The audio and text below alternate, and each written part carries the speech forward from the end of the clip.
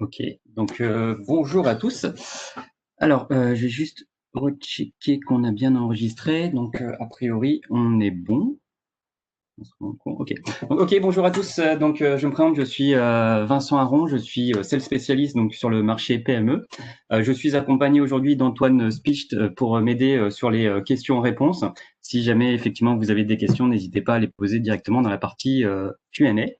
Avant tout, avant de démarrer, écoutez, je vous souhaite une excellente année. Je vous présente effectivement tous mes vœux et en espérant qu'il soit bien entendu que cette année soit meilleure que l'année 2020 qu'on a passée, même si c'est pas sûr pour l'instant. Donc voilà, on va essayer de commencer sur une meilleure note. Donc ce qu'on va faire aujourd'hui, c'est qu'on va parler globalement des solutions Wi-Fi 6 et comment est-ce qu'on va pouvoir commencer à les proposer donc sur les solutions PME.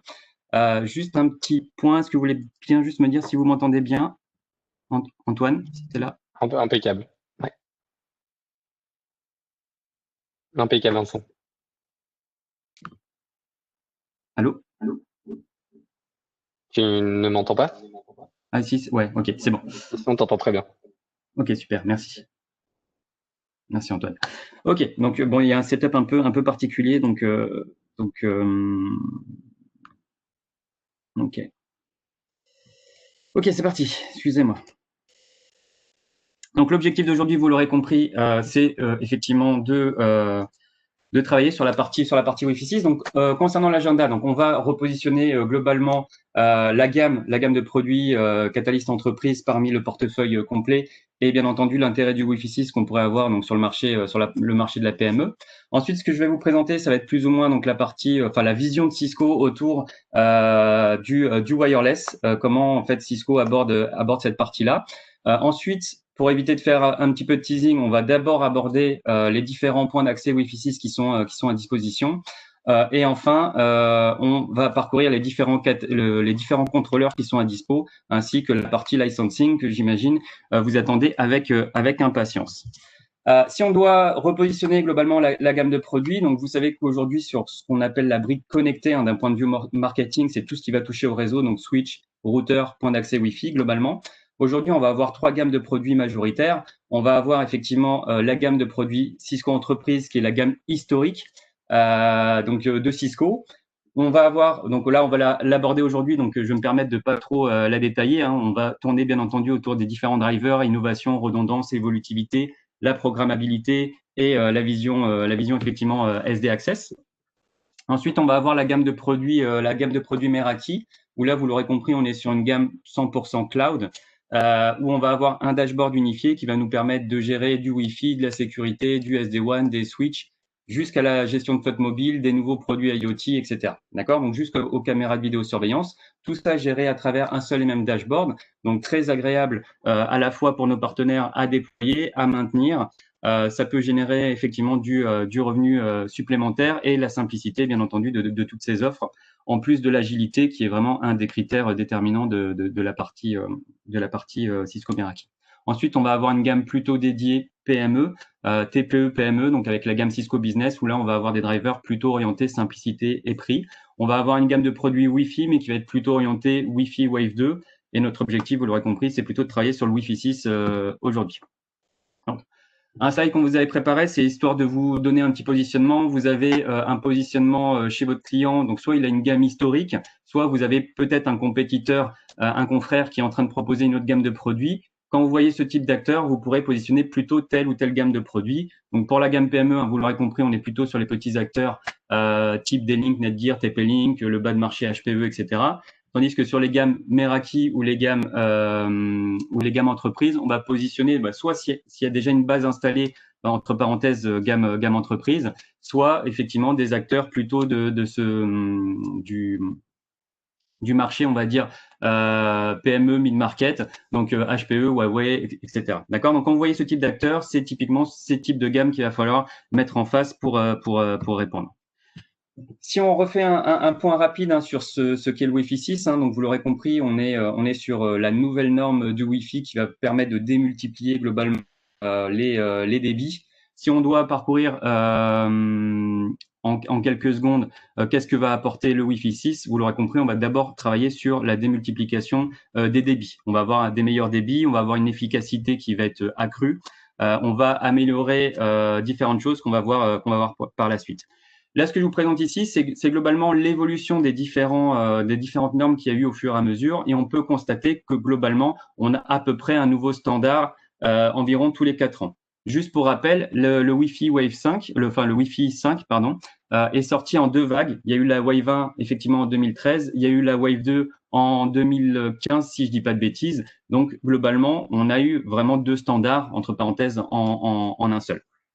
Donc la Wi-Fi Alliance a voulu simplifier. Hein. Donc normalement, vous savez que le Wi-Fi c'est 802.11 NAC-AX. Pour simplifier au niveau aussi de nos clients, ça a été renommé donc en Wi-Fi 1, 2, 3, 4, 5 et bien entendu Wi-Fi 6. Donc l'adoption, le standard Wi-Fi 6 est donc sorti en 2019 et l'adoption, vous le voyez aujourd'hui, on est vraiment dans l'adoption massive de ces produits-là, parce que lorsque c'est sorti, on a sorti effectivement les premiers équipements qui étaient compatibles. Donc côté du marché, donc notamment les Samsung Galaxy S10, on a sorti les premiers produits Wi-Fi 6 avec la gamme Aeronet, la gamme Catalyst 9100. On a eu les premiers PC Wi-Fi 6 qui sont sortis, etc., etc. Et aujourd'hui, on voit qu'en 2020, la plupart des nouveaux produits qui sortent vont intégrer le support effectivement du Wi-Fi 6. Donc, il y a un intérêt grandissant aussi du point de vue de nos clients pour pouvoir pousser cette nouvelle norme. D'accord. Donc là, tous les produits qui sortent globalement vont commencer à proposer le Wi-Fi 6. On a vu des premières offres opérateurs qui sont aussi sorties. Donc notamment même sur le grand public, aujourd'hui, vous avez certains opérateurs qui proposent aussi du Wi-Fi 6. Donc on est vraiment dans la généralisation de cette norme. D'accord. Donc si on doit parcourir aussi pourquoi est-ce qu'on va se concentrer aussi sur le Wi-Fi 6, vous l'aurez compris, c'est déjà depuis pratiquement 7-8 ans. Le Wi-Fi, ça devient vraiment le premier moyen de communication, le premier moyen de connexion lorsqu'on veut se connecter au réseau. Il y a de plus en plus d'usages qui ont été utilisés grâce au Wi-Fi, qui ont été des nouvelles innovations qui ont été faites donc grâce au Wi-Fi. Globalement, on va pouvoir le positionner dans n'importe quel type de cas d'usage, qu'on soit en entreprise, qu'on soit dans le retail avec des magasins, qu'on soit dans l'événementiel et l'hôtellerie. Hein. Vous savez bien que s'il n'y a pas un Wi-Fi performant, on va préférer peut-être parfois choisir un autre hôtel. Dans le domaine de la santé, encore plus aujourd'hui, vous savez bien que il y a de plus en plus d'utilisations qui sont faites de manière aussi sans fil, donc grâce au Wi-Fi. Le bureau, les agences, les espaces publics et bien entendu l'industrie et le transport. Le Wi-Fi, malgré l'arrivée effectivement de la 5G, le Wi-Fi reste le moyen primaire de connexion en milieu entreprise. Si on doit parler des nouvelles possibilités qui vont être offertes notamment grâce au Wi-Fi 6, on va travailler autour donc avant, on cherchait vraiment de la connectivité autour de la data. Aujourd'hui, on va travailler vraiment autour de la qualité de l'expérience des utilisateurs finaux. On va faire de plus en plus de visio avec des flux visio qui vont être de plus en plus importants. On parle aujourd'hui vraiment de 4K. On va avoir des outils de collaboration qui sont vraiment live. Et encore une fois, on ne sera pas connecté de manière filaire. Donc là, aujourd'hui, je suis au bureau. Typiquement, j'ai pas de câble RJ45 qui est branché. Je suis en train de tout faire de manière sans fil.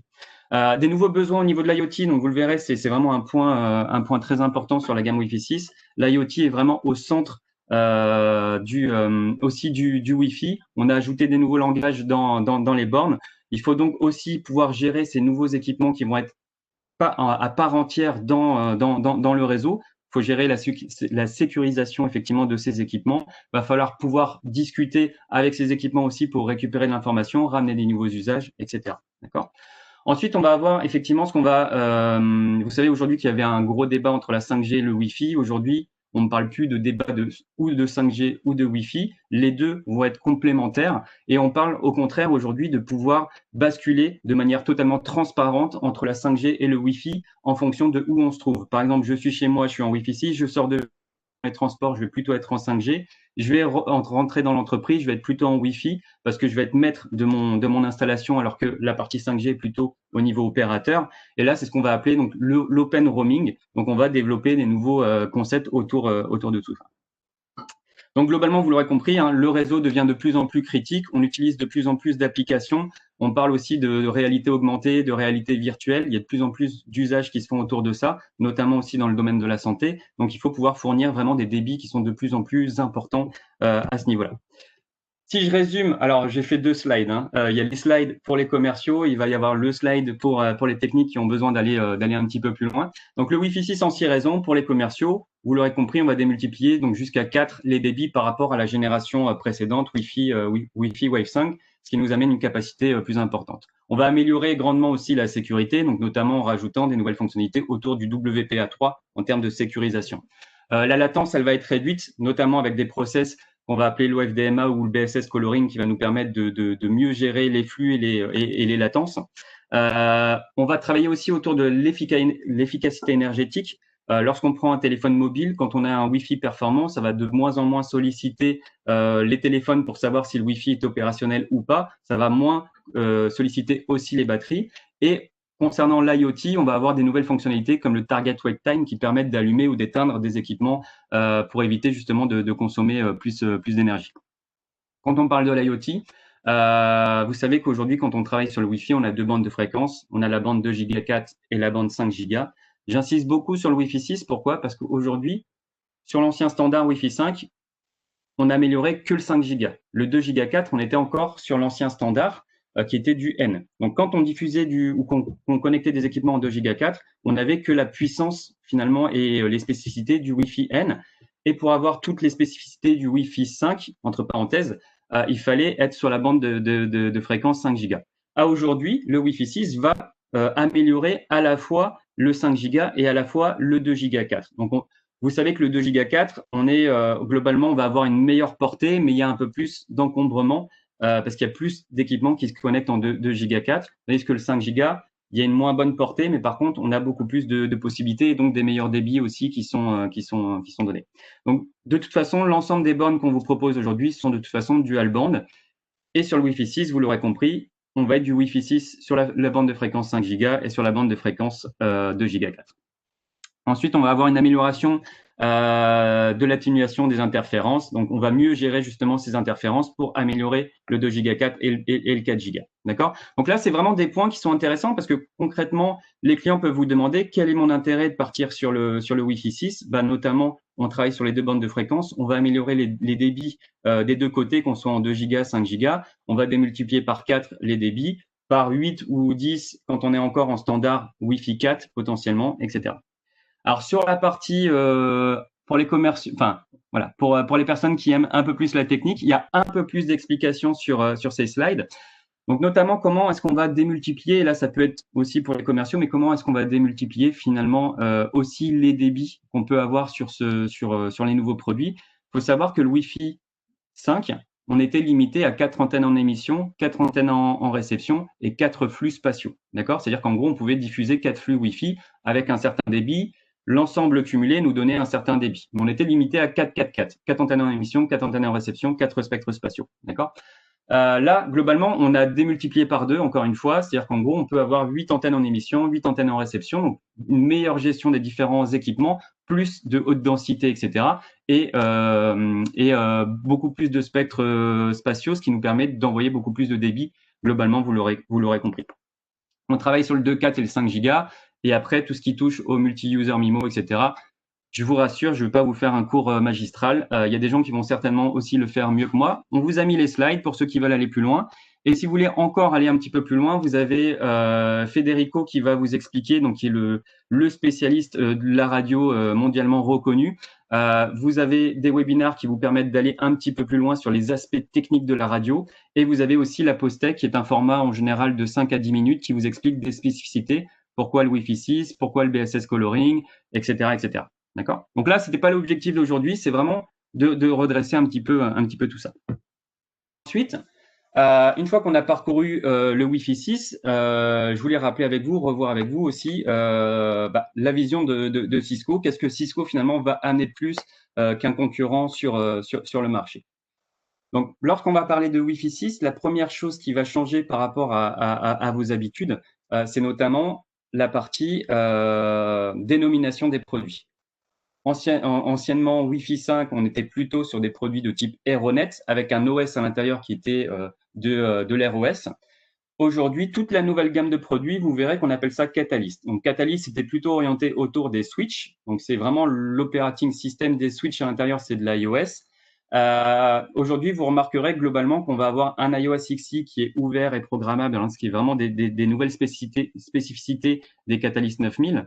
Aujourd'hui, on a décidé finalement d'uniformiser à la fois le filaire et le sans fil et de partir sur une gamme de produits Catalyst qui va intégrer exactement le même OS qui est lui aussi ouvert et programmable, d'accord, qui va nous permettre de déployer des nouvelles fonctionnalités de bout en bout, à la fois au niveau du Wi-Fi et à la fois au niveau du filaire, ce qui va permettre globalement une meilleure gestion des mises à jour, des interactions entre les différents produits, etc.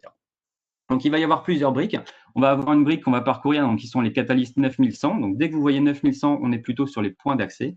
Et tout ce qui va toucher au contrôleur, on va être sur les Catalyst 9008. Donc, c'est assez simple, encore une fois, une seule dénomination, Catalyst 9008. Et après, il y a différents modèles de 9008 qui vont permettre de dimensionner en fonction du besoin. Pour aller plus loin, et là on est plutôt sur des besoins plutôt spécifiques et un peu moins réseau traditionnel, on va avoir donc tout ce qui est géolocalisation va être traité aujourd'hui par Cisco DNA Space. Donc vous allez souvent entendre DNA Space, c'est tout ce qui va toucher généralement à la géolocalisation. Et vous allez avoir donc la brique DNA Center, on va le reparcourir vraiment en quelques secondes, juste pour vous montrer encore une fois la vision de Cisco, qui va nous permettre d'avoir une plateforme en centrale qui va nous permettre d'automatiser, de gérer globalement l'ensemble du réseau, qu'on soit en filaire, en sans fil, de remonter de l'information, etc. Alors, vous l'aurez compris aussi, globalement, on va être sur le même OS que donc operating system que nos switches favoris, donc avec la gamme Catalyst 9000. Aujourd'hui, on a une gamme de Catalyst 9000 qui est totalement complète, c'est-à-dire qu'on remplace toute l'ancienne génération. Et vous l'aurez compris, je fais un petit peu d'autopromotion. Vous n'aurez plus qu'à cliquer sur ce lien pour vous connecter au prochain webinaire du mois prochain sur la partie Catalyst 9000 et on verra donc toutes les spécificités de cette gamme de produits, qu'est-ce qui fait vraiment qu'on est différenciant sur le marché. Quand on parle de Wi-Fi, donc il faut savoir que Cisco, effectivement, est un des acteurs majeurs du Wi-Fi, fait partie de la Wi-Fi Alliance, donc qui développe les nouveaux protocoles, etc., mais a aussi amené beaucoup de choses dans le domaine du wireless. Donc, notamment en 1999, on avait les premiers points d'accès avec des points d'accès plutôt autonomes. Au fur et à mesure, on a rajouté la partie contrôleur. On a rajouté au fur et à mesure des années, donc on a vu quelques modèles se succéder. On a rajouté la notion de visibilité applicative et de pouvoir faire des actions en fonction des applications qui sont utilisées sur le réseau. Donc, on va parler de priorisation, etc. On a rajouté l'hypergéolocalisation. On a rajouté le Flexible Radio Assignment qui permet en fait de démultiplier les flux au niveau des antennes et gérer encore plus de personnes. On a rajouté la télémétrie qui nous permet de remonter de l'information globalement sur la partie DNA Center, etc. D'accord. Donc globalement, on est passé des produits Aeronet, vous l'aurez compris, aux produits Catalyst. Donc c'est très simple. Vous voulez faire du Wi-Fi 6, c'est que des produits Catalyst. D'accord. Donc c'est ce qu'on va aborder aujourd'hui. Si on continue un petit peu sur les innovations, donc au niveau innovation, on va avoir certains produits qui vont intégrer une puce spécifique à l'intérieur, donc avec ce qu'on appelle des ASIC spécifiques radiofréquences, donc qui sont intégrés dans certains produits. On a rajouté beaucoup plus d'intelligence, donc effectivement dans ces produits-là, pour nous permettre de remonter de l'information dans la partie potentiellement DNA Center. Très important, on l'a dit, l'IoT prend de plus en plus de place dans chacune des entreprises, qu'on soit sur du mid-market, mais aussi dans la PME. Donc, typiquement, de plus en plus d'entreprises vont ramener des capteurs dans leurs entreprises pour que ce soit parfois de la température, des systèmes d'alarme, de badging, etc. Tout ça, c'est de l'IoT. Des caméras de vidéosurveillance, c'est de l'IoT. Et il va falloir donc ramener beaucoup plus de sécurité, de la segmentation, etc.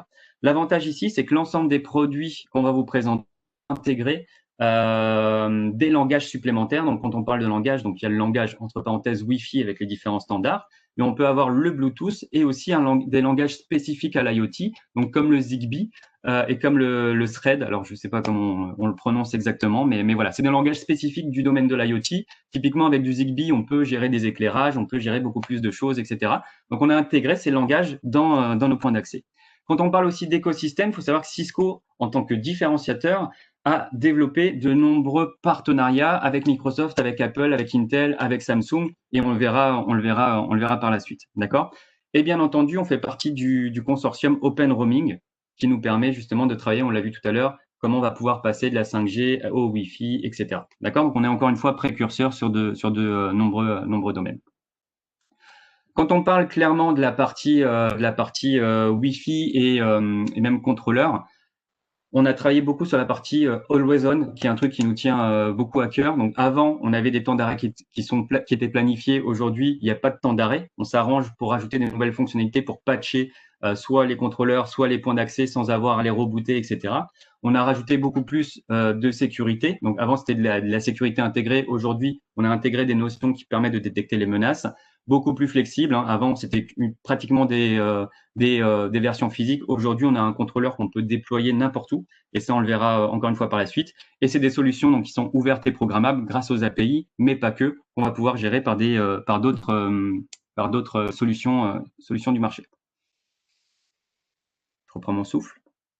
Donc, si on veut avoir globalement toute la vision de Cisco aujourd'hui comme Cisco le conçoit, effectivement, il y a la partie réseau traditionnel, hein, comme j'aurais plutôt tendance à proposer sur la partie PME, qui va être un contrôleur 9008, où qu'il soit, des points d'accès Wi-Fi, et là, on a déjà toute une solution pour gérer du Wi-Fi. Maintenant, quand on veut aller vraiment plus loin et amener beaucoup plus de fonctionnalités autour du Wi-Fi, on va partir potentiellement sur des solutions DNA Center qui sont plutôt aujourd'hui quand même milieu de marché. Il y a des solutions autres qui vont, enfin, potentiellement qui vont arriver un petit peu plus tard, mais on va pas trop le détailler.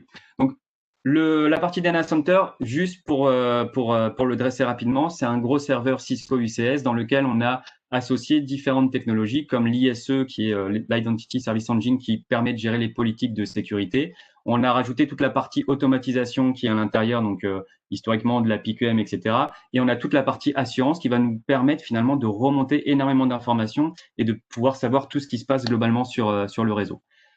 L'idée ici, c'est d'avoir une plateforme en centrale, donc on appelle du Software Defined Network, d'accord? Donc c'est le terme générique. C'est une plateforme qui va gérer l'ensemble du réseau. Donc on va pouvoir indiquer finalement notre intention, qu'est-ce qu'on a envie de faire. La plateforme va le traduire sur les équipements physiques ou virtuels, va le traduire en de milliers de lignes de commandes pour que tout soit vraiment opérationnel. Et en plus, on va avoir énormément de remontées d'informations. On va pouvoir automatiser un certain nombre de choses et ça va même pouvoir détecter des problèmes, nous faire des recommandations pour les régler, etc., etc. Donc, avec de l'intelligence artificielle, avec du machine learning, etc. Ça, c'est vraiment la vision de Cisco qu'on va pas trop détailler aujourd'hui. Encore une fois, il y a des experts qui vont pouvoir vous amener un petit peu plus loin. Quand on parle de software defined, ce qui va vraiment changer au niveau réseau, c'est qu'aujourd'hui, on va surtout travailler aussi au niveau de la politique utilisateur. C'est-à-dire qu'aujourd'hui, c'est plus attaché à un équipement, mais c'est attaché à une personne. C'est-à-dire qu'on est capable de savoir que telle ou telle personne a tels équipements. Et en fait, ça va suivre la politique de l'utilisateur, quel que soit l'équipement qu'il va utiliser. Donc là, on le verra par la suite. Plus besoin de VLAN, plus besoin d'adresse IP. On se sépare un petit peu de tout ça et ça va amener franchement des nouveaux usages. Après, on va travailler donc de manière autour du workflow, c'est-à-dire qu'on va pouvoir travailler autour du provisioning, du design, des opérations pour pouvoir aller beaucoup plus vite aussi dans toute la partie gestion. Et on va remonter énormément d'informations qui est aujourd'hui clé si on veut gérer correctement un réseau. Donc, sans trop rentrer dans le détail, avant, on gérait des VLAN, avant, on gérait des adresses IP, etc. Aujourd'hui, qu'on soit en filaire ou en sans fil, avec la plateforme DNA Center, on prend l'utilisateur, on le déplace, on fait du glisser-déposer, etc. Donc, tout ça, c'est finalement la valeur du DNA Center.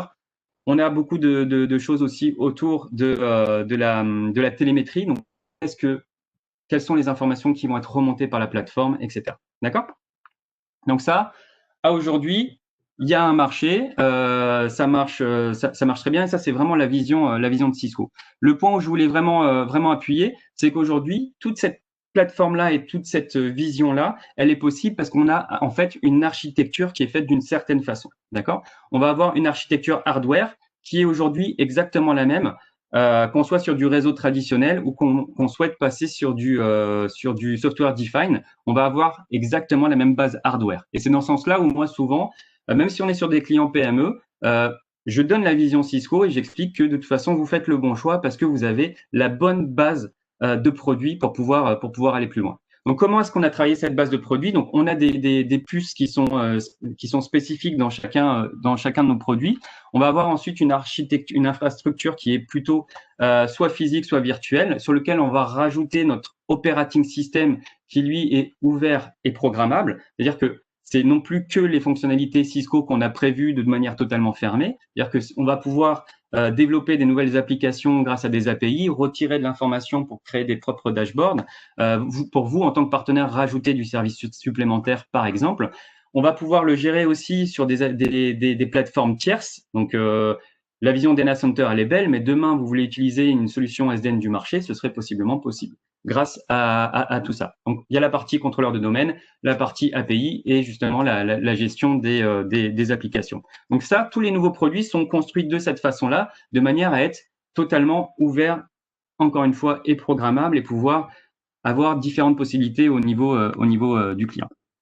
Donc, quand on regarde la gestion complète d'un réseau, on va avoir aujourd'hui du full Catalyst de bout en bout. J'ai mon contrôleur 9008, j'ai mon cœur de réseau globalement qui pourrait être en 10 Go, 40 Go avec les 9005. J'ai des switches d'accès qui vont être 9002, 9003, etc. Et j'ai mes points d'accès Wi-Fi 6 en Catalyst 9000 tout ça va me permettre de gérer les nouveaux usages, la réalité virtuelle, la réalité augmentée, la démultiplication des débits, l'utilisation des outils qui sont dans le SaaS, etc., etc. D'accord?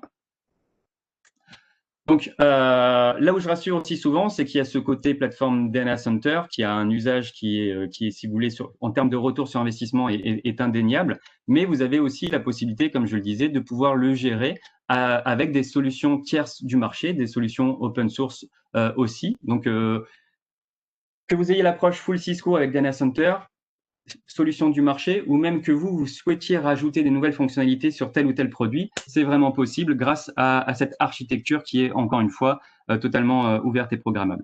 Si on va un petit peu plus loin dans l'approche, aujourd'hui, la plupart des solutions Cisco permettent de pouvoir développer autour. C'est-à-dire qu'en gros, vous pourriez développer des nouveaux usages grâce au Wi-Fi, grâce à DNA Space, pouvoir, pourquoi pas, détecter des salles de réunion qui seraient disponibles, avoir des messages automatiquement quand quelqu'un arrive sur le site, que la secrétaire, grâce à son WebEx, puisse créer directement un SSID spécifique ou une politique utilisateur. Tout est possible grâce justement à la partie API et au fait qu'on soit totalement ouvert aujourd'hui. Vous avez DevNet qui permet encore une fois d'aller plus loin et l'avenir, vous l'aurez compris, c'est justement il y a les solutions Cisco, mais il y a aussi ce que vous en faites et comment vous allez le transformer avec des notions supplémentaires. D'accord? Donc, si on doit parler Wi-Fi 6, globalement, est-ce que les PME ont besoin impérativement du Wi-Fi 6? J'aurais envie de vous dire non. Par contre, effectivement, quand on commence à investir sur du Wi-Fi, il faut savoir que c'est généralement donc des standards tous les 4 ans, mais qu'un client va essayer de rentabiliser son infrastructure pendant 6, 8 à 10 ans. D'accord? Notamment s'il choisit du Cisco, il va aussi vouloir finalement, il va attendre finalement que les produits Cisco lui permettent d'avoir une durée de vie produit qui soit beaucoup plus large. Et dans ce cas-là, autant partir sur le dernier standard qui commence à devenir un petit peu le standard du marché. D'accord? Autant l'année dernière, c'était pas le cas, autant aujourd'hui, il y a tout intérêt à partir dessus. Et on l'a vu, les contrôleurs sont en Catalyst, d'accord? Donc avec de l'iOS XE, autant pousser de bout en bout l'iOS XE pour pouvoir démultiplier toutes les possibilités, encore une fois, à l'avenir. Donc, l'uniformité de l'OS, la durée des produits et l'amélioration des performances, ça, c'est vraiment les points qui font que on est capable de positionner du Wi-Fi 6 en entreprise et en PME. Et les prix, ça, on le verra par la suite. Donc, j'accélère un petit peu sur cette partie-là. Donc, on va regarder globalement les différents points d'accès donc qui sont disponibles aujourd'hui. On va avoir majoritairement 4 points d'accès différents, après avec des variantes, antenne interne, antenne externe, etc. Aujourd'hui, on va avoir un entrée de gamme qui va être le Catalyst 9105, qui est idéal pour les solutions dans un bureau, quand on fait un petit peu d'office, enfin quand on fait un petit peu comment on appelle ça, des solutions, enfin quand on travaille dans un bureau tout simplement. Après, quand on a des besoins un petit peu plus spécifiques, on a besoin d'avoir un peu plus de débit, etc., on va partir plutôt sur des 9115, d'accord? Donc 9105, 9115, on répond au standard globalement Wi-Fi 6.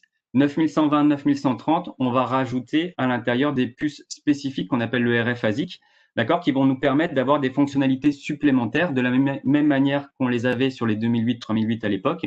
C'est-à-dire que là, globalement, on va pouvoir faire du clean air, on va pouvoir avoir des nouvelles fonctionnalités, on va avoir le flexible radio assignment, etc. D'accord? On va le reparcourir globalement assez rapidement. Si on parle d'évolution aussi, donc on a fait pas mal d'efforts à la fois donc sur la partie évolutivité. Donc, on a travaillé autour du roaming, on a travaillé autour de la durée de vie des produits, etc. Donc, ça, c'est un petit peu les nouveautés qu'on pourrait avoir sur les bornes. On a retravaillé aussi autour de la sécurité pour amener encore plus de sécurité dans ces différentes plateformes, donc notamment le WVPA3, la détection des AP ROG, etc., etc. Donc, je rentre pas trop dans le détail, je suis un petit peu en retard. Ce qui peut faire la différence aussi, c'est globalement les accords qu'on a pu faire. Donc, il faut savoir qu'on a un développement conjoint qui a été fait avec Apple, c'est-à-dire que globalement tous les produits iOS Apple qui sont sur un réseau iOS Cisco, donc iOS XE en Catalyst, etc. On va pouvoir optimiser donc forcément la connectivité Wi-Fi. Il va y avoir un meilleur roaming. On va pouvoir prioriser les applications professionnelles et quand on est dans une approche software defined avec la plateforme DNA Center, on va pouvoir remonter énormément d'informations aussi sur le terminal, qui va nous permettre de déterminer est-ce que c'est un problème potentiellement du terminal ou est-ce que c'est vraiment un problème Wi-Fi. Voilà les différents usages et voilà pourquoi on investit beaucoup sur les différents partenariats. D'accord? Donc ça, c'est des développements conjoints que seul Cisco a mis en place avec Apple. Pour aller plus loin, on a fait globalement à peu près le même partenariat, donc un partenariat différent. Alors, je ne vais pas frustrer tout le monde, mais globalement avec Samsung. Donc, il faut savoir qu'il y a un gros travail qui est fait aujourd'hui avec Samsung sur la partie Open Roaming, mais aussi pour améliorer les performances Wi-Fi 6 sur les derniers terminaux Samsung. Donc là aussi, on va prioriser des applications, on va prioriser les flux, on va améliorer les échanges entre les terminaux Samsung et le wireless Cisco. Donc tout ça fait encore une fois qu'on arrive à proposer des vrais différenciants sur le marché, donc notamment dans le domaine de l'éducation, il y a beaucoup soit d'Apple, soit potentiellement de Samsung, ou globalement dans des entreprises où il y a des politiques qui sont soit Apple, soit Samsung, etc. Donc là, on va avoir des vraies valeurs ajoutées. Si on parcourt les différents produits, donc là, c'est un slide de présentation où vous avez la globalité. On va les reparcourir globalement. Ici, on est sur des propositions plutôt parfaites pour les petits déploiements. On l'a dit au départ, qu'est-ce qui fait la différence? Qu'est-ce qui permet d'avoir plus ou moins du débit, etc. Ça va être le nombre d'antennes en émission, le nombre d'antennes en réception et le nombre de spectres spatiaux. Si vous devez comparer des produits, comparez déjà de base avec justement le nombre d'antennes en émission, en réception et le nombre de flux qu'on va pouvoir diffuser en même temps. Ça vous permet de vous donner une idée sur le positionnement du produit. Donc globalement, si vous comparez un produit concurrent, allez pas comparer un produit 222 avec une 888. On n'aurait pas le même positionnement prix ni fonctionnalité, etc. D'accord? Donc globalement, entrée de gamme avec la 9105, tout nouveau produit, c'est vraiment ceux qu'il faut essayer de positionner par rapport même à la gamme historique. Plutôt que de mettre des 1815, 1830 ou quoi que ce soit, on va positionner plutôt des 9105 pour avoir une architecture bout en bout iOS XE. 9115, on est plutôt sur des équivalents 1850, donc on est sur des performances 4K. Donc là, on commence à gérer un petit peu de HDX, etc. Enfin, de haute densité, excusez-moi. 9120, on va rajouter les différenciants Cisco grâce à la puce RF ASICS. Donc du coup, là, globalement, c'est le Next-Gen Clean Air, la possibilité de faire du Flexible Radio Assignment, donc on va le reparcourir, etc. 9130, on va encore plus loin avec la possibilité de faire du 888 en flux 5 gigas. D'accord? Donc plus on monte, plus on va pouvoir gérer de personnes, plus on va avoir des performances qui montent jusqu'à du 10 gigas sur des 9130, alors qu'on est plutôt dans les 1 giga 5 en 9105. D'accord? Moi, j'appuie sur cette 9105. Pourquoi? Parce qu'on va avoir la possibilité finalement de proposer en prix d'entrée cette partie Wi-Fi 6. On est sur du 222. On va plus ou moins avoir des débits donc qui vont monter jusqu'à 1 giga 5. Donc, on reste sur un standard. Et là, on a vraiment, plutôt que de mettre une peut-être une 222 ou une 444 Wi-Fi 5, autant essayer de proposer plutôt celle-là. Et c'est pas un petit modèle parce qu'on va avoir tout ce qu'on a vu au préalable, donc les radios IoT, donc Zigbee, Thread, on va avoir du Bluetooth Low Energy, on va avoir bien entendu le standard Wi-Fi 5 sur le 5 Go et 2 Go 4, etc. D'accord? Ensuite, il y a la possibilité aussi d'avoir donc ce qu'on appelle l'Office Extend. Donc là, avec des contrôleurs Cisco, on a la possibilité finalement de configurer ces points d'accès Wi-Fi directement en home office, d'accord. Et du coup, il n'y aura pas besoin de VPN, ça va être des flux qui vont être directement sécurisés, etc., etc. Cas d'usage un peu moins PME, mais en tout cas, ça va être la même gamme de produits. Si on compare les débits d'une 1815 par rapport à une 9105, d'accord, on va avoir un débit qui va être supérieur donc de 60%.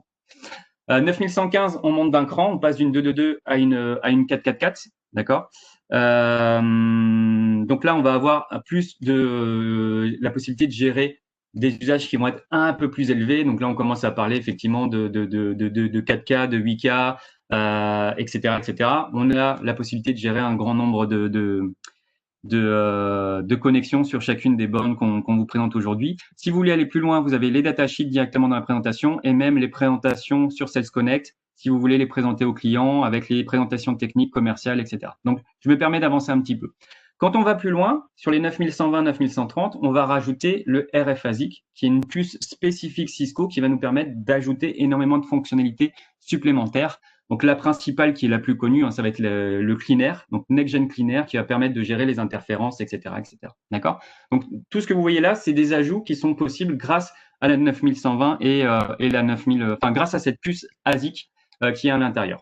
Autre point important, possibilité, si vous voulez, de scanner ce qui se passe sur le réseau et de pouvoir adapter sa radio. D'accord? Donc, globalement, je suis dans une entreprise, tout le monde est un peu réparti dans l'entreprise. Chacune des bornes va diffuser du 2 Go 4 et du 5 Go pour pouvoir couvrir un petit peu tout le monde. Je vais avoir une grosse réunion où il y a le PDG qui est en train de parler. J'ai les 300 personnes qui arrivent au même endroit. La borne va être capable d'adapter le flux et de démultiplier les flux 5 Go. Donc, on va faire du dual 5 Go pour pouvoir gérer beaucoup plus de personnes et avoir des meilleures performances pour chacun sans avoir justement à tout réadapter. D'accord? Donc, c'est fait de manière intelligente et c'est ce qu'on appelle Flexible Radio Assignment qui est vraiment une spécificité propre à la 9120. Donc, on remplace le flux 2 Go 4 et on va faire du dual 5 Go. D'accord? Ce qui nous permet d'aller plus loin avec la 9130. Donc là, on est en 888 sur le flux 5 Go. On va pouvoir monter jusqu'à des débits de 10 Go en débit théorique, bien entendu. Et là, on va pouvoir faire du Flexible Radio Assignment, mais on va avoir 3 radios. C'est-à-dire que là, globalement, on va pouvoir prendre une antenne 888 qu'on va pouvoir diviser. D'accord? Donc, je vais pouvoir faire 2 flux 5 Go en 444. Donc là, on peut imaginer des usages un petit peu différents, mais globalement, plutôt que de mettre 2 bornes, quand on a des couvertures assez spécifiques avec des antennes directionnelles, par exemple, qui vont aller une à droite et une à gauche, normalement, on va mettre 2 bornes distinctes.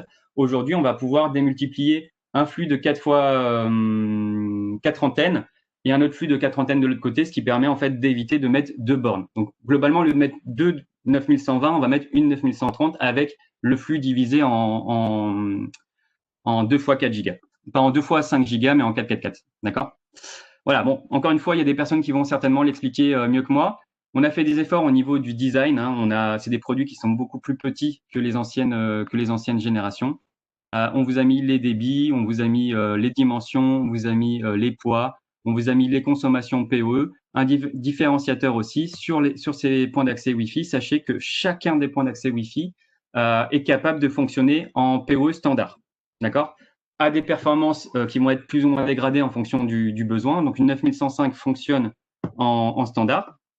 La 9115, normalement, c'est du PoE 30 watts maximum, mais elle est capable de fonctionner en 15 Go 4, etc., etc. Donc ça, on vous a mis toute la partie technique et éventuellement, etc. Voilà, multi-gigabit, globalement, ça peut être utile quand on est sur des 9115, 9120 ou 9130. Encore une fois, ça peut se faire de manière progressive. Et tout ce qui est 9105, pour moi, le 1 giga est largement suffisant. Si je vous fais un schéma en termes de migration des bornes Wi-Fi, tout ce qui est Aeronet 18, on va les migrer vers les 9105, 9115. Tout ce qui est Aeronet 28, on les migre vers les 9120. Tout ce qui est 38, on les migre vers les 9130. Les séries Euronet 4008, qui sont vraiment spécifiques à l'hypergéolocalisation, pour l'instant, restent en positionnement. Ce qui nous amène, alors, bug. Okay. Ce qui nous amène au point d'accès Wi-Fi outdoor. Pour l'instant, pas de Wi-Fi 6 sur la gamme entreprise en externe. Ça va arriver sous peu. Donc, pour l'instant, on continue à positionner le Wave 2 sur les points d'accès externes. Ok. Donc, ce qui me permet d'enchaîner sur la partie donc contrôleur Wi-Fi 6. Donc là, c'est relativement simple. Vous allez avoir des serveurs physiques, vous allez avoir des serveurs virtualisés et vous allez avoir des contrôleurs intégrés. D'accord? Donc, c'est des contrôleurs de bout en bout. L'avantage ici, le vrai différenciant, c'est qu'on va avoir un Catalyst 9008 de bout en bout. Donc, quel que soit l'endroit où vous le positionnez ou comment vous allez le positionner, c'est le même contrôleur qui est à l'intérieur. D'accord? Après, ça va être en fonction du client, en fonction du budget, en fonction du positionnement, plutôt PME, etc., etc. D'accord? Donc là, qu'est-ce que ça va amener? On a travaillé beaucoup autour de la fiabilité, de la sécurité, où on a amené pas mal de fonctionnalités supplémentaires et beaucoup plus d'intelligence pour servir à la fois le réseau plus en mode traditionnel, mais aussi en mode software defined. Si je simplifie un petit peu l'approche, en fonction de votre dimensionnement, en fonction du nombre d'AP que vous allez avoir à gérer et en fonction des besoins du client, est-ce que le client a déjà des architectures virtualisées, etc., vous allez positionner plus ou moins tel ou tel produit. D'accord? On va avoir en architecture physique, le premier modèle qui va être proposé, ça va être le Catalyst 9800L, qu'on va revoir par la suite, qui est capable de monter jusqu'à 500 AP. Donc, on est déjà globalement sur 90% de ce qu'on va trouver sur la PME. Ensuite, 9840 et 9880. Là, globalement, on va avoir beaucoup plus de perfs, beaucoup plus de gestion en termes d'AP, 2000 ou 6000. Et là, encore une fois, c'est les mêmes fonctionnalités. Ça va être des perfs qui vont être différentes, mais les fonctionnalités en termes de contrôleurs sont les mêmes. Ensuite, on a la possibilité, si le client a déjà du virtuel, des serveurs et fait un petit peu de virtualisation chez lui, on va pouvoir proposer le Catalyst 9800, donc CL, donc pour cloud. Attention à ce mot-là, d'accord? Parce qu'on peut faire du cloud privé, c'est-à-dire que là, globalement, ça reste dans l'infrastructure du client et c'est juste que c'est l'hébergement en version virtualisée de son équipement, mais on peut aussi l'héberger globalement sur d'autres, directement en mode cloud, sur des infrastructures as a service type Amazon Web Services ou Google Cloud. D'accord? Globalement, ce qu'on va voir le plus, c'est la partie cloud privé. Et il y a certains avantages, vous allez le voir. Ensuite, nouveauté, globalement, c'est la possibilité d'avoir embarqué un contrôleur 9008 à l'intérieur des bornes ou à l'intérieur du switch. Il y avait des limitations auparavant, donc la partie switching, c'était que sur la partie SDA, donc software defined. Aujourd'hui, c'est disponible partout, même si ça va pas être le plus utilisé. Et on a la possibilité d'embarquer directement le 9008 à l'intérieur des bornes et on va parcourir ça un petit peu. Sur la partie contrôleur virtuel, on l'a vu tout à l'heure, deux versions. Version contrôleur virtuel pur et dur, version privée, pardon. Je suis propriétaire de mon matériel, de mon infrastructure, je gère tout ça, je mets mon contrôleur. La redondance, etc., elle va être gérée directement par VMware. Et on est sur des solutions ultra abordables parce que c'est une solution qui coûte $0. D'accord? On va le voir par la suite. Et la partie pure cloud, où là, on va pouvoir le mettre sur ce qu'on a vu tout à l'heure. Et on va avoir un dimensionnement qui va être un petit peu différent. En fonction de la VM que vous allez installer, on va avoir soit 1000 AP jusqu'à 6000 AP. D'accord? Donc, on est ultra large, encore une fois. Donc, les spécificités du contrôleur 9008 Cloud, ça coûte $0. Donc, il n'y a pas de surcoût. Sachez que derrière, vous allez associer des bornes et vous allez associer des licences contrôleurs. En termes de déploiement, typiquement sur des solutions cloud, ça prend environ 10 minutes de le déployer sur un Amazon Web Services, par exemple. On a si on fait des comparatifs plutôt sur du mid-market, on a fait des économies d'échelle, etc., etc. D'accord? Je me permets d'aller un peu plus vite parce que là, je voulais me concentrer vraiment sur cette solution-là. Donc, Embedded Wireless Controller, vous allez revoir ça assez souvent, donc ce qu'on appelle EWC. C'est la possibilité d'avoir un contrôleur 9008 directement embarqué dans chacun des points d'accès que je vous ai présentés au préalable. D'accord? L'avantage ici, c'est qu'on exécute le contrôleur iOS XE, ouvert, programmable avec toutes ses spécificités. On est sur un véritable contrôleur 9008 à l'intérieur. On va avoir donc toutes les fonctionnalités spécifiques du contrôleur 9008, donc comme la haute disponibilité, le système de patching, etc., etc. La possibilité de connecter les solutions Umbrella pour amener encore plus de sécurité. On va avoir des interfaces graphiques ou des interfaces directement gérables à partir de son mobile. Donc, encore une fois, pour que ce soit beaucoup plus simple en termes de déploiement. Et on est sur du protection de l'investissement parce qu'on va pouvoir garder le même équipement. Si demain, on doit passer sur des solutions plutôt contrôleurs physiques, on va pouvoir migrer les bornes qui ont déjà ça. La grosse nouveauté, parce que ça existait déjà, mais peu exploité, la grosse nouveauté aujourd'hui, c'est qu'il n'y a plus besoin de licence DNA. Donc, on oublie la complexité de rajouter les licences, c'est-à-dire que c'est des produits qu'on peut potentiellement aussi stocker. On n'a plus cette gestion de licence et ça veut dire qu'on n'a plus non plus cette gestion de smart account. Vous commandez le produit, il embarque à l'intérieur le contrôleur EWC 9008 et vous avez la possibilité de déployer directement vos bornes. On retrouve tout ce qui fait le savoir-faire du contrôleur 9008 et toutes les nouveautés qu'il peut y avoir à l'intérieur. On peut le gérer avec l'interface graphique simplifiée, avec des assistants pour le déployer, etc. On peut le gérer avec une application mobile, comme je le disais. On a toutes les solutions de sécurité qui sont à l'intérieur. Au niveau de la redondance, on a fait beaucoup d'efforts par rapport aux anciennes générations qu'on appelait Mobility Express sur la partie Wi-Fi 5, sur la partie Wi-Fi 5. Là, on a la possibilité finalement d'amener plus de redondance avec on va le voir par la suite, plus de redondance, gestion des contrôleurs Umbrella et voilà. En termes de déploiement, très simple, je ne connais pas trop Cisco, j'achète mon produit, je me pose à mon bureau, je branche avec mon PoE, j'ai un SSID qui va directement s'afficher. Je prends mon mobile, je télécharge l'application Cisco Wireless, je configure globalement, je suis automatiquement reconnu, ou je prends mon PC, j'ai un SSID qui s'affiche, je me connecte à ce SSID, je vais sur l'interface de configuration. Je le configure avec les assistants de configuration, est-ce que je fais un guest access, etc., etc. Et après, il n'y a plus qu'à laisser tourner. Vous avez un véritable contrôleur 9008 à l'intérieur de ces bornes. Plus d'informations aussi au niveau de la redondance, donc comment ça fonctionne. Donc, si j'ai un projet de 10 AP, j'ai potentiellement 10 contrôleurs virtualisés à l'intérieur de ces bornes. L'avantage, c'est que j'ai mon contrôleur donc ma borne qui va faire office de contrôleur, mais qui va aussi servir les clients, d'accord? C'est-à-dire qu'elle va aussi assurer son objectif de point d'accès Wi-Fi. On va automatiquement de base choisir un contrôleur secondaire. Si mon premier lâche, le deuxième va automatiquement finalement prendre le relais. D'accord? Et là, on parle de 10 secondes.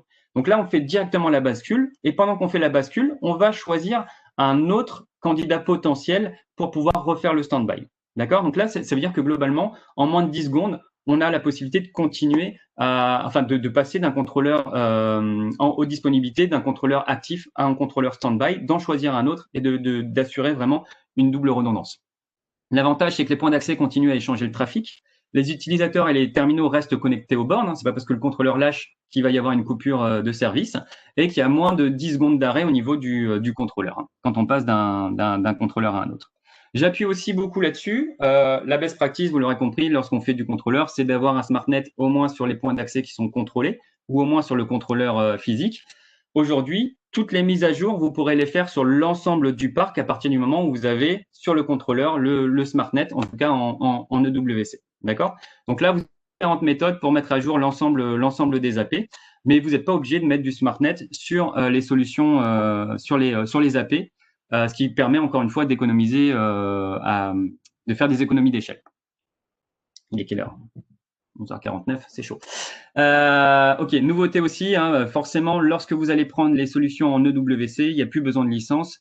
Donc, même si elles sont proposées, parce que vous allez pouvoir potentiellement les rajouter plus tard à des contrôleurs ou quoi que ce soit, choisissez bien. Donc, normalement, c'est de base, mais vérifiez bien que vous choisissez le DNA opt-out. C'est la possibilité de s'enlever toute histoire de licence. Ne me commandez pas, s'il vous plaît, des EWC avec des licences associées, parce que là, vous perdrez tout l'intérêt de la solution EWC. Quand on parle de management, on l'a vu, WebUI ou Mobile App, possibilité donc malgré tout de le gérer via un DNA Center. Donc si potentiellement le client passe au DNA Center dans 3-4 ans ou à un DNA Center, et possibilité aussi de le gérer vu qu'on est en mode iOS XE ouvert et programmable avec des solutions ouvertes du marché. Là où j'appuie là où j'appuie, c'est qu'on est exactement sur la même infrastructure, quel que soit votre choix. D'accord? En termes de gestion, on est, de la même façon que les Mobility Express historiques, plutôt sur des solutions mono-sites, d'accord? Donc, quand je travaille avec mon interface graphique ou avec mon application mobile, on est plutôt sur une solution qui va être mono-site. Pour la gestion multi-site, c'est plutôt sur la partie Data Center, mais ça nous concerne un peu moins sur le marché de la PME. Quand on est sur 2-3 installations, globalement, on peut se dire qu'on peut avoir 2-3 points de configuration. Ça peut être potentiel. On peut discuter avec le client parce que c'est vraiment des économies d'échelle. Ou dans ce cas-là, il faut partir sur un contrôleur virtuel à $0 ou un contrôleur potentiellement physique, ce qui nous amènera au dernier point. Sur la partie EWC, sachez, et ça j'appuie aussi sur ce point-là, vous avez une référence qui est différente. Parce que si vous commandez la 9105 avec la partie EWC à l'intérieur, ça porte bien son nom, ça veut dire que le contrôleur il va être embarqué à l'intérieur. D'accord? Après, vous pourriez potentiellement prendre 2 ou 3 EWC et une quinzaine de bornes en standard, parce que les autres, on va pouvoir les migrer potentiellement vu qu'on aura un SmartNet sur le contrôleur, etc., etc. Mais quoi qu'il en soit, si vous voulez au moins avoir le contrôleur à l'intérieur, il faut commander la partie EWC, sinon il va vous serez obligé de prendre la licence et vous serez obligé de rajouter un SmartNet pour pouvoir le migrer, donc ça n'a strictement aucun intérêt. OK? Sachez que la partie contrôleur 9008, où qu'elle soit, elle est capable de gérer les produits ancienne génération. Donc, on parle plutôt du Wave 2. Hein. Donc, tout ce qui est version 18, 28, 38, elles sont gérées aujourd'hui par les catalystes 9100. Sur la partie contrôleur physique, je vous ai mis toutes les informations du contrôleur 9008-L qui existe en deux versions. Une version avec un port fibre et une version avec des ports cuivre. C'est les remplaçants du 3504. Très mauvaise nouvelle qui est apparue hier. On a annoncé la fin de vie des contrôleurs Wave 2, donc 3504, 5520, 5540 et 5520 et 8540, pardon. Aujourd'hui, donc il y a une durée de vie, voilà, c'est normalement une annonce de fin de vente un an plus tard. Il y a eu un incendie a priori dans les usines donc du 3504, donc on va avoir une fin de commercialisation du 3504. On ne pourrait plus le commander après le 31 janvier. Donc voilà, c'est le message que je voulais passer. Donc les opportunités derrière, c'est de toute façon de partir sur les nouveaux Catalyst 9008 embarqués en version virtualisée ou en version physique aujourd'hui. En termes de nouveautés, on était limité à 250 AP avec certaines performances. On est capable de monter avec une licence spécifique qu'on appelle performance et de doubler l'ensemble des perfs, monter jusqu'à 500 AP, etc. sur ce contrôleur-là. Encore une fois, vous avez toutes les documentations, vous avez tous les liens qu'il faut pour aller plus loin. Si on vous repositionne globalement la migration des différents contrôleurs, voilà comment, voilà les conseils que pourrait vous faire Cisco. D'accord. Donc j'accélère un petit peu. Je vais pas reparler de la partie IoT, mais il y a beaucoup de choses qui sont possibles aussi avec la partie IoT. Sachez qu'on peut héberger de l'application aussi dans les points d'accès Wi-Fi. Tout ça fait partie des différenciations qu'on peut retrouver sur ces bandes-là. Quand on aborde un client, encore une fois, ils investissent sur du 8 à 10 ans. Il y a 8 à 10 ans, on n'avait pas du tout la même gestion, la même présence des produits IoT. On ne sait pas de quoi sera fait demain, donc autant anticiper un maximum. Et le fait de partir sur ces gammes de produits-là qui, globalement, peuvent gérer potentiellement tous ces nouveaux usages, rassure le client. D'accord? Parfois, pour 30 $ supplémentaires ou 50 $ supplémentaires, ça peut faire vraiment toute la différence et avoir une durée de vie qui sera beaucoup plus large. D'accord? Si vous voulez aller plus loin, il y a les experts qui sont vraiment dédiés là-dessus. On vous a mis les différents liens et on va aborder plutôt la partie licensing. Donc, je pense que je vais dépasser un petit peu mon timing, mais je pense que c'est important. J'ai gardé la partie la plus intéressante forcément sur la fin. Quand on est en version quand on propose du Wi-Fi, de toute façon aujourd'hui, toutes les solutions proposées intègrent un contrôleur. D'accord? La seule solution qui ne nécessite pas de licence aujourd'hui, de licence d'exploitation contrôleur, c'est les Catalyst 9008 embarqués dans les bornes. C'est les versions EWC que je viens de vous présenter. Je fais migrer mon EWC vers une solution avec un contrôleur physique, il va falloir rajouter des licences DNA. Je propose une 9008 virtuelle, je propose une 9008 en physique, quelle que soit la version, il me faut une licence d'exploitation, une licence contrôleur. D'accord? aujourd'hui plusieurs possibilités. Cisco DNA Essential, DNA Advantage, DNA Premier. Soyons très clairs, aujourd'hui, j'ai une gestion de réseau traditionnelle, je n'ai pas de DNA Center. J'ai très peu d'intérêt de partir sur les solutions DNA Advantage, DNA Premier, etc. D'accord? On va se concentrer sur la partie DNA Essential qui, pour la PME, est largement suffisant. On va retrouver toutes les fonctionnalités Wi-Fi qui sont nécessaires pour les PME. D'accord? Qu'est-ce que va intégrer la licence DNA? Donc, on est du 3 ans, du 5 ans, du 7 ans. D'accord? Encore une fois, je suis sur un réseau traditionnel, je suis sur la PME, on part en Essential et on part en 3 ans. D'accord? Donc là, on va pouvoir comparer avec les gammes historiques et c'est globalement ce qu'on va faire. Donc, qu'est-ce qu'il y a dans cette licence 3 ans qui est obligatoire, qui est minimum? On va avoir la licence contrôleur qui est ad vitam aeternam perpétuelle, c'est-à-dire que si je ne renouvelle pas ma licence, je vais garder mes fonctionnalités basiques de wireless. Ma licence contrôleur, elle est effective et elle fonctionne. D'accord? Je vais avoir Prime Infrastructure qui va être dans la licence 3 ans, c'est-à-dire que pendant 3 ans, j'aurai Prime. Si je ne renouvelle pas ma licence, je vais perdre finalement Prime. Mais je vais garder toutes mes fonctionnalités de contrôleur et de gestion Wi-Fi à travers mon contrôleur. D'accord?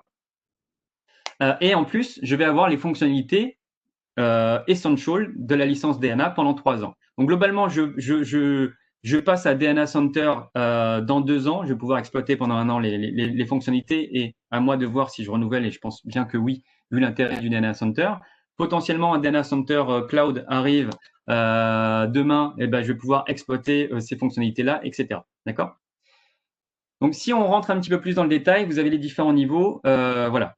À partir du moment où on est en dehors de l'approche software defined avec la plateforme DNA Centers, qui est 80% des projets PME, et ben globalement, on va choisir du DNA Essential 3 ans qui comprend finalement notre droit d'entrée. D'accord? Ce qui est important aussi, c'est qu'on va intégrer dans la licence 3 ans toute la partie support software. D'accord? Donc, j'ai un contrôleur, j'ai mes bornes, je vais pouvoir mettre à jour mes bornes grâce à la licence DNA. Donc, c'est-à-dire que pendant 3 ans, je vais pouvoir mettre à jour, pas besoin de rajouter des notions de services supplémentaires pour les mises à jour sur les points d'accès. D'accord? On a retravaillé un petit peu les packaging, mais ça nous concerne moins. En Essential, ça n'a pas bougé. On est à 225 $, prix public, en prix d'entrée pour la gestion, pour la licence, entre parenthèses, contrôleur. D'accord? Donc, c'est vraiment ce prix-là sur lequel il faut se concentrer. Je l'ai dit, une licence perpétuelle qui est la licence contrôleur qui vous permet d'exploiter toutes les fonctionnalités de votre contrôleur avec votre point d'accès et les fonctionnalités DNA Essential potentiellement sur un DNA Center Cloud qui pourrait arriver ou quoi que ce soit. C'est ce que vous pourriez avoir. Et c'est globalement ce que vous allez perdre si vous ne renouvelez pas la licence. D'accord? Donc, si on compare avec les anciens projets que vous aviez 5 ans en arrière, globalement, c'est ça qui nous intéresse. Hein. C'est-à-dire qu'on fait du réseau traditionnel, j'ai un contrôleur, j'ai une licence contrôleur et j'ai des points d'accès. C'est là-dessus que je me concentre. D'accord? Au niveau support technique, c'est là où il peut y avoir effectivement des différences. Donc, dans les licences DNA, on a effectivement les mises à jour software qui sont intégrées d'accord? Si je veux assurer finalement ma partie hardware, sachant que les points d'accès, c'est généralement de la garantie à vie, je vais rajouter potentiellement du SmartNet, d'accord? Si c'est juste pour les mises à jour OS, j'ai pas besoin de rajouter du SmartNet sur les bornes et j'ai un meilleur positionnement effectivement sur le marché PME. En termes de fonctionnement et de best practice, sur le contrôleur, quel que soit le contrôleur, quelle que soit la solution, prenez le SmartNet sur le contrôleur. Parce que là, le SmartNet va prendre en charge, vu qu'il n'y a pas de licence sur le contrôleur, hein, va prendre en charge la partie mise à jour de l'OS. D'accord? Même si j'ai un EWC, je vais mettre au moins un SmartNet ou 2 SmartNet pour la prioritaire et la secondaire, mais j'ai un SmartNet sur le contrôleur. Ça me permettra de télécharger mes mises à jour pour les autres points d'accès, etc., etc. La garantie, généralement, sur un contrôleur, elle est généralement de 1 an. Sur la partie AP, on est sur des garanties à vie, mais avec un remplacement retour atelier plus ou moins 10 jours, et le SmartNet peut nous permettre globalement d'améliorer ça en remplacement J+1 ou quoi que ce soit. Donc là, c'est le point le plus important. Il est midi, je suis désolé, mais on va déborder de 3 minutes. Allez, de 5 minutes. Globalement, le point le plus important, est-ce que c'était mieux avant, ces histoires de licensing, etc. Bah, globalement, j'ai envie de vous dire c'est exactement la même chose, c'est juste que c'est présenté différemment. Avant, j'avais donc effectivement des points d'accès et des fonctionnalités qui étaient embarquées finalement dans le point d'accès. je choisissais donc un contrôleur sur lequel je mettais du SmartNet et du PSS ou du PSS en fonction de votre niveau de partenariat. Et vous rajoutiez une licence contrôleur qui permettait de faire fonctionner tout ça et qui était perpétuelle. Donc, c'est globalement ce qu'on appelle le droit d'utilisation. D'accord? L'inconvénient, c'est que c'était pas forcément portable. En fonction des différentes gammes, c'est un petit peu touchy, quoi. Ensuite, pour pouvoir faire les mises à jour sur le SmartNet, il fallait potentiellement rajouter les mises à jour. Sur les points d'accès, il fallait rajouter les mises à jour SmartNet. Et donc, du coup, on avait 200 $ pour les prix en prix public sur la licence contrôleur, plus la licence SmartNet à rajouter. D'accord? Aujourd'hui, qu'est-ce qu'on va avoir sur la nouvelle façon de faire? Avant, on attachait la licence sur le contrôleur. Aujourd'hui, on attache la licence sur la borne. D'accord? Donc, ça paraît un peu plus logique. Bref, c'est une question de point de vue. Aujourd'hui, on va avoir donc les points d'accès et les fonctionnalités AP. On va avoir donc, notre contrôleur avec la partie SmartNet et on va avoir notre licence d'utilisation pour la borne qui, elle, va être portable et perpétuelle. D'accord? Donc, votre droit d'entrée, votre licence d'utilisation, on l'a dit, c'est le minimum DNA 3 ans en Essential. D'accord? Le prix du DNA 3 ans en Essential, on est à 225 $. D'accord? Ça va rajouter en plus par rapport à avant, Prime pendant 3 ans. Donc, mine de rien, ça peut être utile pour déployer, pour mettre en place donc la partie réseau, etc. Et après, vous renouvelez, vous renouvelez pas, c'est potentiellement vous qui voyez. Ça va rajouter aussi les mises à jour sur les AP, chose qu'il n'y avait pas avant. Et la bonne nouvelle, c'est qu'en ce moment, on a des promos qui permettent de positionner globalement à 150 $ en prix public, donc avant la moindre action de Cisco, les nouvelles générations. D'accord? Donc, grâce à tout ça, finalement, ça nous permet finalement d'avoir un meilleur positionnement par rapport aux anciennes générations et avec plus, encore une fois, plus de services à proposer. D'accord? Donc, je vous passe la partie Wave 2. Donc, on oublie les contrôleurs. On part que sur du 9008 best practice aujourd'hui, 9008 partout. D'accord? Quel que soit votre positionnement. Les autres sont annoncés fin de vie.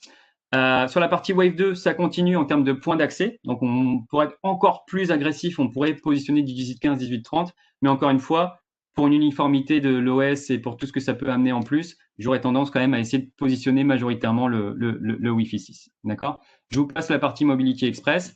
On vous a mis des outils qui vous permettent de sélectionner visuellement en fonction de votre besoin. Donc là, typiquement, j'ai besoin de faire donc soit de l'indoor, soit de l'outdoor. Donc, j'ai les différentes versions qui sont disponibles. J'ai besoin de faire de l'indoor. Je sais que c'est à partir des 9115 que je vais pouvoir positionner donc des antennes externes. Excusez-moi, c'est pas de l'indoor, c'est de l'indoor mais avec antenne externe. J'ai besoin de faire du contrôleur embarqué. J'ai la 9105 ou la 9115, je peux gérer 50 AP ou la 9120, 9130 avec ces références-là et je vais pouvoir avoir une gestion de 100 AP. D'accord? Après, les spécificités, qu'est-ce qui va changer entre les 9130 et les 9120 et les 9115? On va avoir la puce RF-ASIC, on va avoir des meilleurs on va avoir des meilleures gestions d'antennes, on va avoir des ports qui vont être différents et tout ça vous permet de sélectionner globalement les spécificités entre les différents produits. Je vous prends 3 minutes de plus. Possibilité aujourd'hui de commander n'importe quelle borne sans la licence, mais il va falloir associer la licence quand on est en mode contrôleur, on l'a vu tout à l'heure. Gros différenciateur ici, c'est la promotion qui a été reconduite. Je vous l'annonce pour la bonne nouvelle. Il y a marqué 23 janvier. Ça vient d'être annoncé ce matin, reconduit jusqu'à la fin d'année fiscale. C'est-à-dire qu'en gros, on va vous offrir la première année lorsque vous prenez du Cisco, des licences DNA. D'accord? Donc globalement, votre DNA Essential à 225 $. C'est comme ça qu'on arrive à 150 $. C'est-à-dire qu'on offre 1 an à 75 $. Qui est directement à notre charge. Et en fait, vous allez partir de ce prix public-là. Donc, associé aux remises derrière, ça va être beaucoup plus intéressant que les anciennes générations. Si on doit partir en contrôleur physique, sachez que vous avez des remises en fonction du nombre de bornes que vous allez positionner. Vous allez pouvoir avoir le contrôleur à moins 50%. Et là, c'est disponible sur les 9800L et les 9840 et 80. D'accord? J'accélère un petit peu là-dessus. On vous a mis les descriptions, les règles et comment vous l'activez dans CCW. Pour les projets un peu plus conséquents, voilà, quand on est sur des beaux projets, vous avez la possibilité d'avoir un DNA Center qui est offert si vous avez un minimum de licences qui sont attachées à ce DNA Center. On est plutôt là sur du mid-market, mais ça peut arriver sur la PME. Pour tout ce qui va toucher aux promotions, et là on touche à notre fin, mais tout ce qui va toucher aux promotions, vous allez avoir globalement un document qui a été mis à votre disposition qui vous permet de vérifier donc toutes les promotions sur n'importe quelle gamme de produits. Donc qu'on soit sur la gamme entreprise, PME, Meraki, vous avez tout ce qu'on appelle les fast tracks, c'est les promotions qui sont mises à disposition directement chez les distributeurs ou en commande directe one tier. Donc il y a pas mal de documentation à l'intérieur, donc n'hésitez pas à télécharger ça. Pour tous les projets que vous pourriez avoir, sachez que vous avez en plus la possibilité de proposer un Cisco Capital, Cisco Capital Easy Lease, donc à 0%, c'est-à-dire que globalement, vous prenez le projet de votre client avec votre marge, avec vos installations, etc. Vous le divisez par 36 et ça peut faire une mensualité à 0% donc à vos clients, c'est-à-dire que ça ne coûtera absolument rien. Il y a des différentes spécificités, il faut qu'il y ait 70% de produits Cisco, etc. Enfin, vous connaissez peut-être déjà les règles, n'hésitez pas à le positionner.